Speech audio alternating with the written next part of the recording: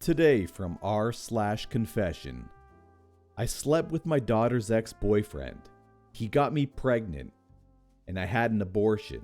They got back together and got married. This was back in, let me think, maybe 1997. I was 38 and my daughter was 18. She was dating Harry, who was 24.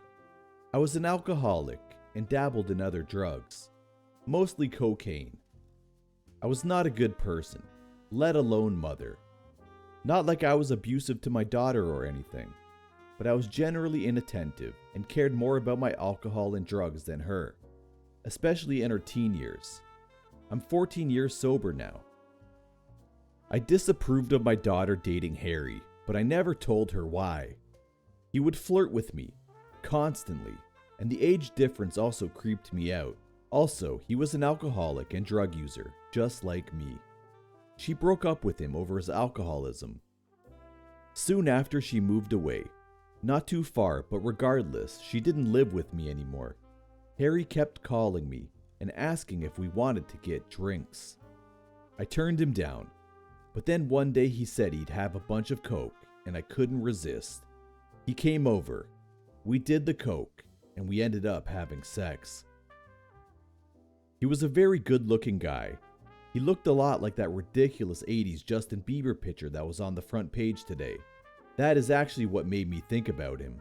For the next few months, maybe 3 or 4 months, he would come over and we would have sex and do drugs and get drunk together. Any drug addict knows what that is like to have a drug addict buddy in that way. Then I got pregnant. I knew it was by him. I had sex without a condom a few times, stupidly. I never told him I was pregnant, and I went to get an abortion and kept it a secret. Anyway, I stopped seeing him after that. It was too weird. I got sober for like 4 months before relapsing. Fast forward 2 years, and my daughter contacts me and tells me she got back with Harry and that he is fully sober. I was mortified, honestly. He was gonna tell her that we slept together, and she's gonna hate me for life. They came over one day and said hi, and when my daughter was gone, Harry told me there was no reason to tell her about what happened. I agreed. It's been 16 years of marriage on their part. They have a kid together. Harry got cancer and then beat it. I got sober. That's basically it. I don't see them often. They live in Texas and I live on the East Coast. But whenever I do, there was always that tension between me and Harry.